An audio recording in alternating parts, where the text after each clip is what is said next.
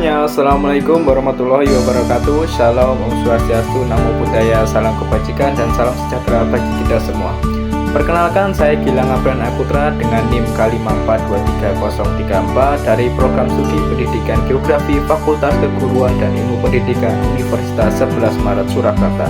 Ini saya akan menyampaikan materi yang menarik nih teman-teman, yaitu terkait air, yaitu tentang dinamika hidrosfer dan dinamika perairan laut serta dampaknya bagi kehidupan.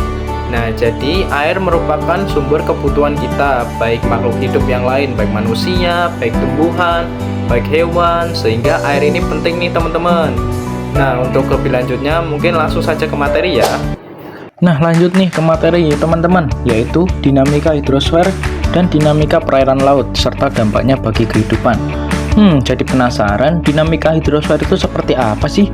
Dan dinamika perairan laut itu seperti apa sih? Emang apa sih dampaknya bagi kehidupan kita? Daripada penasaran, langsung saja kita ke materi. Teman-teman penasaran nggak sih berapa sih jumlah air di muka bumi kita ini? Nah, jadi bumi kita ini berupa 70% perairan dan 30% daratan. Air tersebut pasti ada nih di sekitar kita, baik digunakan untuk minum, mandi, dan kebutuhan lainnya. Teman-teman tahu tidak bahwa air tersebut merupakan bagian dari hidrosfer dan berperan penting bagi kehidupan kita? Apa? Hidrosfer? Emang apa sih hidrosfer itu? Jadi, hidrosfer adalah lapisan air yang menyelimuti permukaan bumi, di bawah tanah, dan di udara. Hidrosfer terdiri dari air dalam berbagai wujud seperti cairan, uap, atau es. Kata hidrosfer berasal dari bahasa Yunani, yaitu hidor yang berarti air dan spaira yang berarti lapisan. Teman-teman penasaran tidak, kenapa air di bumi kita ini tidak pernah habis-habis? Nah, jawabannya karena adanya siklus air tersebut teman-teman. Emang apa sih siklus air itu? Jadi, siklus air adalah perputaran atau siklus yang melibatkan sirkulasi air secara terus-menerus dalam sistem atmosfer bumi. Siklus air tersebut menggambarkan bagaimana air menguap dari permukaan bumi, kemudian naik ke atmosfer dan menjadi dingin, serta terkondensasi menjadi hujan atau salju di awan, kemudian jatuh lagi ke permukaan sebagai presipitasi atau air hujan. Siklus ini terus-menerus terjadi dan tidak pernah habis, sehingga menjadi jawaban kenapa sih air di bumi kita tidak pernah habis, yaitu karena adanya siklus air tersebut, teman-teman. Nah, agar lebih memudahkan dalam memahaminya, yaitu terkait siklus air, yaitu dimulai dengan cahaya matahari yang menyinari ke air. Kemudian terjadi proses evaporasi atau penguapan. Air tersebut kemudian teruap dan berkumpul menjadi awan atau kondensasi. Uap yang terkumpul lama-kelamaan menjadi air atau es yang kemudian jatuh atau presipitasi yang kita sebut sebagai hujan air. Air yang jatuh tersebut kemudian mengalir atau run off dan meresap ke dalam tanah atau infiltrasi, kemudian kembali dan terjadi perputaran ulang sehingga dinamakan siklus air. Nah teman-teman, pada siklus air tersebut terdapat beberapa proses nih yang mengikuti alur sirkulasi air yang terjadi. Apa saja sih prosesnya? Yang pertama yaitu proses evaporasi. Proses evaporasi adalah proses di mana air yang ada di laut atau rawa atau sungai dan lainnya menguap karena adanya pemanasan dari sinar matahari. Dalam hal ini air diubah menjadi uap air atau gas sehingga bisa naik ke atmosfer. Yang kedua yaitu proses transpirasi. Proses ini serupa dengan proses evaporasi. Hanya saja proses penguapan ini terjadi pada jaringan makhluk hidup seperti tumbuh-tumbuhan. Proses transpirasi ini terjadi ketika stomata pada daun terbuka untuk pertukaran karbon dioksida dan oksigen selama fotosintesis.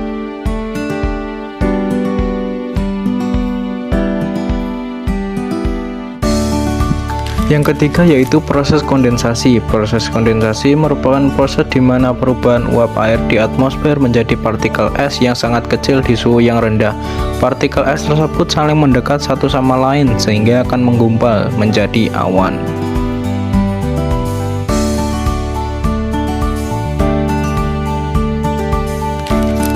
Yang keempat yaitu proses presipitasi. Proses presipitasi merupakan proses yang dimana terlalu banyak air yang terkondensasi, maka tetesan air di awan akan menjadi besar dan berat untuk menahan di udara sehingga jatuh sebagai hujan, salju, ataupun hujan es.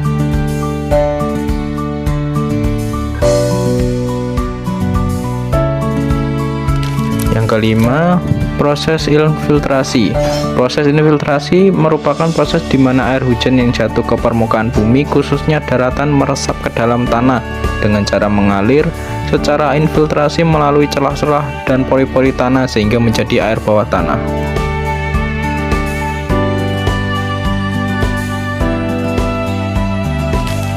Yang keenam merupakan proses runoff. Proses runoff adalah proses pergerakan air dari tempat yang tinggi ke tempat yang rendah di permukaan bumi. Air yang bergerak ini dapat melalui saluran-saluran seperti sungai, danau, laut, muara, dan saluran pembuangan.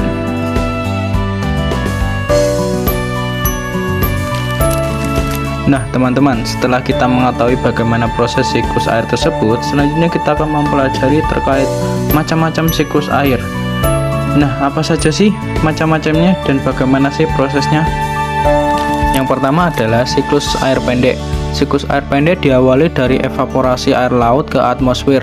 Pada ketinggian tertentu, uap air akan mengalami kondensasi yang akan membentuk awan. Awan yang tak mampu menahan beban air akan mengalami presipitasi dan terjadi hujan sehingga air jatuh kembali ke laut. Siklus air pendek diawali dengan air laut mengalami evaporasi, yaitu menguap menjadi uap. Uap tersebut tertiup angin lalu mengalami kondensasi, yaitu berkumpul dan membentuk awan sampai atmosfer. Awan yang berada di atmosfer semakin membesar. Awan yang semakin besar tersebut mengandung butiran-butiran es yang terbentuk di dalamnya. Butiran es tersebut tercipta karena awan tersebut berada di atmosfer yang suhunya rendah daripada di daratan. Pada akhirnya, angin tidak kuat meniup awan karena semakin besar dan berat, sehingga membuat butiran-butiran es tersebut jatuh kembali.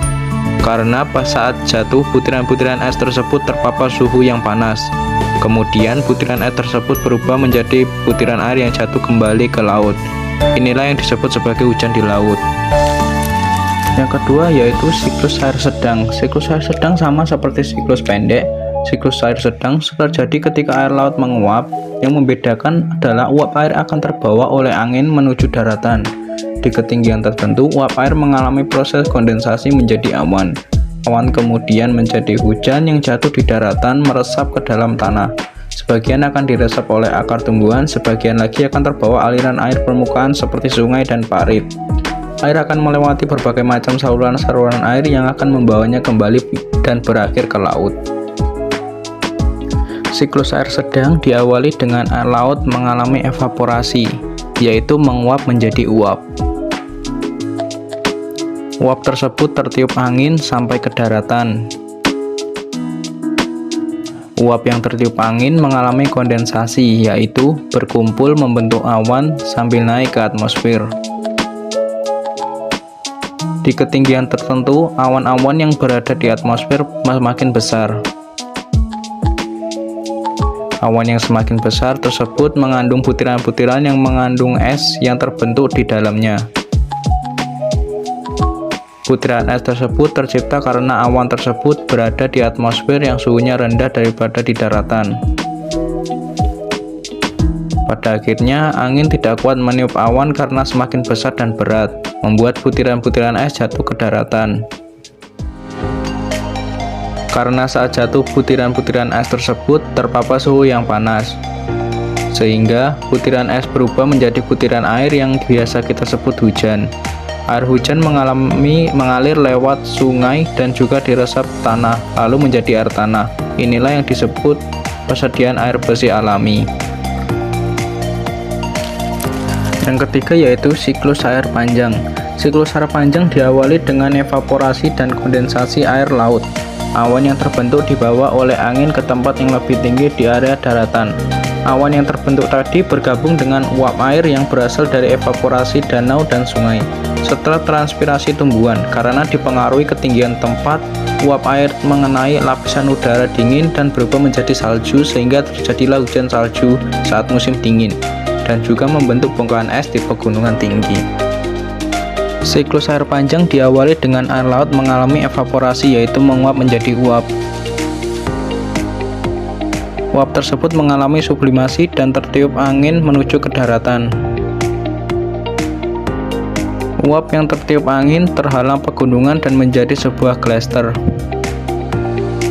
Glaster tersebut mencair karena terpapar sinar matahari dan menjadi butiran-butiran air. Saat mencair, butiran-butiran air tersebut berubah menjadi kumpulan air yang mengalir dan membentuk aliran sungai. Aliran sungai diresap oleh tanah lalu menjadi air tanah. Inilah yang biasa disebut persediaan air bersih alami. Nah, gimana teman-teman? Dari materi yang telah dijelaskan mengenai kenapa sih air di bumi kita ini tidak pernah habis? Jawabannya karena adanya siklus air tersebut, teman-teman.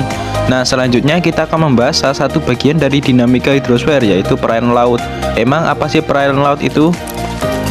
Perairan laut adalah bagian bumi yang tertutup air dengan salinitas atau kadar garam yang tinggi. Laut adalah sekumpulan air yang sangat luas di permukaan bumi yang memisahkan atau menghubungkan suatu benua atau pulau dengan benua atau pulau lainnya. Nah, teman-teman, dalam dinamika perairan laut, apa saja sih yang perlu kita ketahui? Dalam perairan laut, terdapat 3 objek yang perlu kita ketahui, yaitu gerakan air laut, klasifikasi laut, dan manfaat laut bagi kehidupan.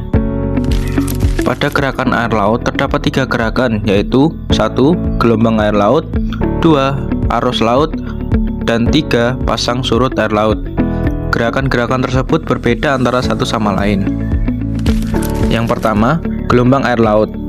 Gelombang air laut adalah suatu proses turun naiknya molekul-molekul air laut membentuk puncak dan lembah. Secara umum, gerakan gelombang laut terbentuk karena adanya pengaruh angin.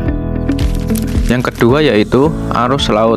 Arus laut adalah gerakan massa air laut dari suatu wilayah ke wilayah lainnya.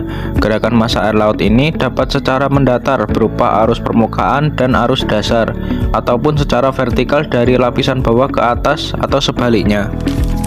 Yang ketiga yaitu pasang surut air laut.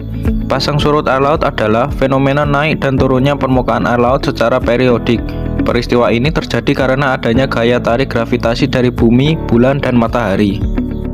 Pada klasifikasi laut dapat dibedakan menjadi beberapa klasifikasi, yaitu dengan berdasarkan letaknya dan dengan berdasarkan kedalamannya. Klasifikasi laut berdasarkan letaknya. Klasifikasi laut berdasarkan letaknya yang terdiri dari laut tepi, laut pertengahan, dan laut pedalaman. Yang pertama yaitu laut tepi. Laut tepi adalah laut yang letaknya di tepi benua dan terpisah dengan lautan oleh adanya deretan pulau. Contohnya Laut Jepang dan Laut Cina Selatan. Yang kedua yaitu laut pertengahan. Laut pertengahan adalah laut yang terletak di antara benua. Contohnya Laut Tengah. Yang ketiga yaitu laut pedalaman. Laut pedalaman adalah laut yang terletak di tengah-tengah benua atau daratan. Contohnya Laut Hitam dan Laut Kaspia. Klasifikasi laut berdasarkan kedalamannya. Klasifikasi laut berdasarkan kedalamannya terdiri dari zona litoral, zona neritik, zona batial, zona abisal, dan zona hadal. Yang pertama yaitu zona litoral atau pesisir, yaitu daerah pantai yang terletak di antara garis pasang naik dan pasang surut. Yang kedua yaitu zona neritik atau laut dangkal, adalah bagian laut yang dangkal terletak di antara zona pasang surut dan zona samudra dengan kedalaman maksimum sekitar 200 meter. Yang ketiga yaitu zona batial atau laut dalam, adalah bagian laut yang berada di kedalaman 200 sampai 2500 meter di bawah permukaan laut. Yang keempat yaitu zona abisal atau laut sangat dalam, yaitu adalah bagian di dasar laut yang sangat dalam dengan kedalaman antara 1000 hingga 6000 meter. Yang kelima yaitu zona hadal atau laut paling dalam, yaitu bagian laut terdalam yang berada di dalam palung samudra dengan kedalaman lebih dari 6000 meter. Adapun manfaat laut bagi kehidupan. Nah, teman-teman, perairan laut memiliki dampak atau manfaat yang sangat berpengaruh terhadap kehidupan kita. Apa saja sih manfaatnya? Yang pertama yaitu sebagai sumber makanan. Yang kedua yaitu sebagai penghasil oksigen. Yang ketiga sebagai sarana rekreasi. Yang keempat sebagai sumber energi. Yang kelima sebagai sarana transportasi. Yang keenam sebagai produksi tambang. Yang ketujuh sebagai produsen garam. Sekian video pembelajaran kali ini. Bila ada salah kata mohon dimaafkan. Wassalamualaikum warahmatullahi wabarakatuh.